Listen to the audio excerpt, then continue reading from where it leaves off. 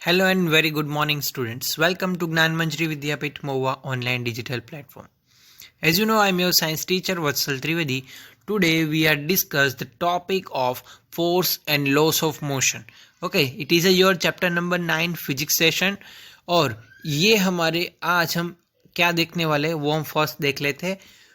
Momentum of a body. Momentum क्या होता है? Then after Newton second law of motion, Newton and then Newton's third law of motion and question answer and references. So first of all momentum क्या होता है ध्यान से देखना, इसके डिपेंडेंट नेक्स्ट टॉपिक रहेगा the second law of motion. The momentum of a body is product of it mass and the velocity.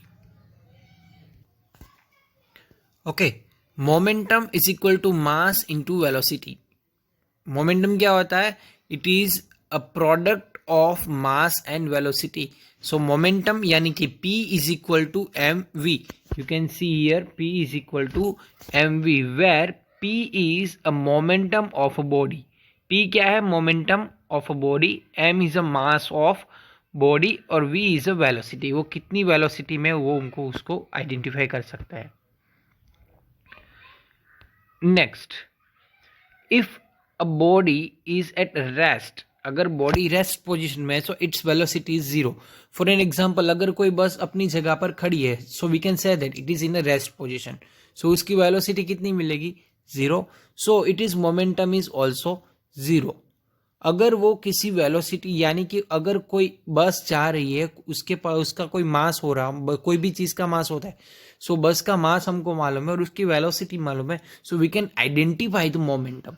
If here in this case the velocity of the bus is a zero. Q because it is in a rest position. So 0 into 0 we have a 0 is a momentum.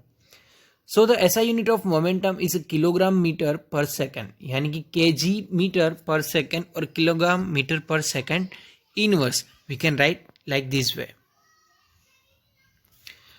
Example, a truck moving at a very low speed can kill a person standing in its path because of a heavy mass of the truck. Next example, a bullet of the small mass when fired from the gun can kill a person because it is a large velocity of bullet. उसका मास कम होगा but velocity ज़्यादा होगी तो momentum उसको ज़्यादा मिलेगा. So the impact of the body depends upon its mass and velocity. Next, here Newton's second law of motion. Newton's second law of motion states that the rate of change of momentum of an object is proportional and to the applied force to the direction of force. यानी कि second law हमको क्या कहता है कि जो किसी भी चीज को the rate of change of momentum of object is proportional to the applied force, okay, of the direction of force. So उसका मैथमेटिकली रिप्रेजेंटेशन यहाँ पे F is equal to mf, force is equal to mass into acceleration, ये भी हम कह सकते हैं. So if a man object of a mass m moving on along a straight line with the initial velocity u and accelerated with to the velocity v in time t applying the force when first object है उसको p1, second object यानी कि initial कोई भी एक cycle अभी यहाँ से मैं चला रहा हूँ तो ये मेरी स्टार्टिंग का मोमेंटम हुआ, अभी रेस्ट पोजीशन में तो mass is zero, u is a u means हम u को क्या बोल रहे हैं? इनिशियल वेलोसिटी, और v को क्या बोल रहे हैं? Final velocity. So we have a velocity u and v and mass become same. तो दो मोमेंटम है, इनिशियल और फाइनल. सो p1 और p2, सो दोनों को हम change in momentum, so p2 minus p1 करें, so mv minus mu.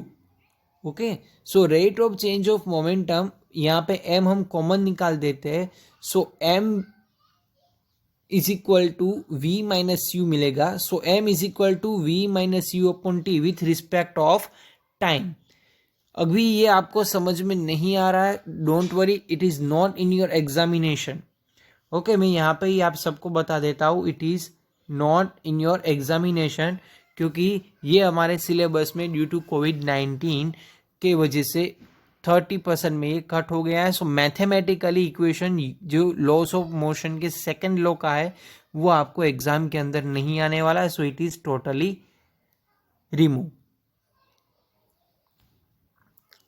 So after that हमको क्या ये मालूम रखना है कि the SI unit of a mass is a kilogram and the acceleration is a meter per second square or meter second inverse. So the unit of force is kg meter per second inverse और the Newton.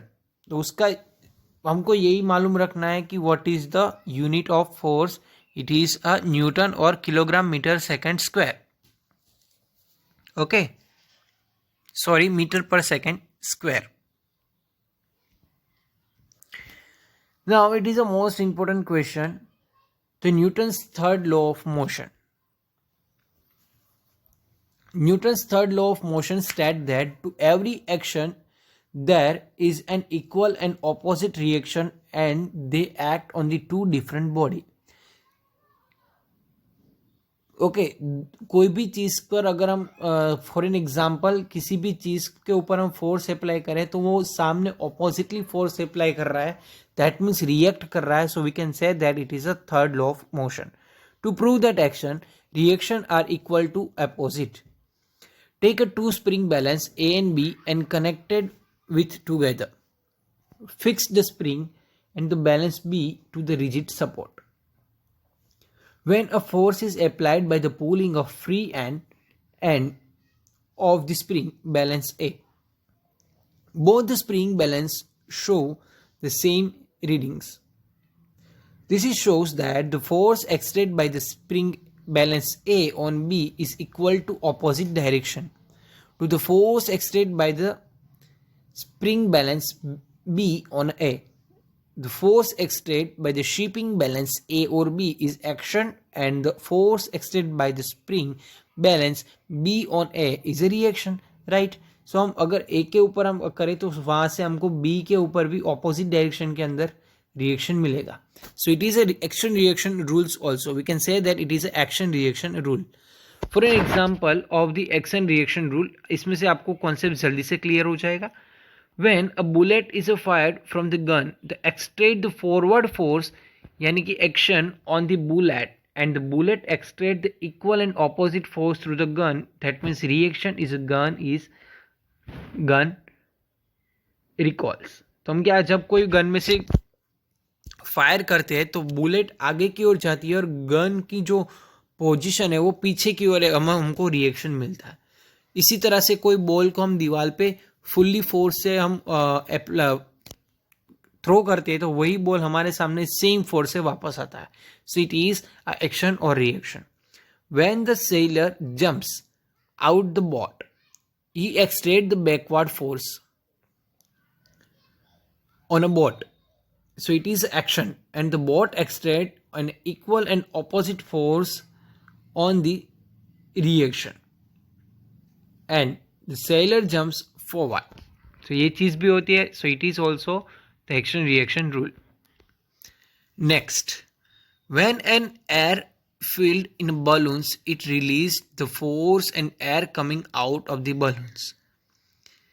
Extend an equal opposite force on the balloon and moves up down. हवा balloon के अंदर हवा भर के हम छोड़ दे तो जब हमने हवा अंदर डाली थी तो वही हवा वापस सेम फोर्स से बाहर निकलेगी, जितनी फोर्स से डाली थी उतनी फोर्स है. सो it is action reaction rule.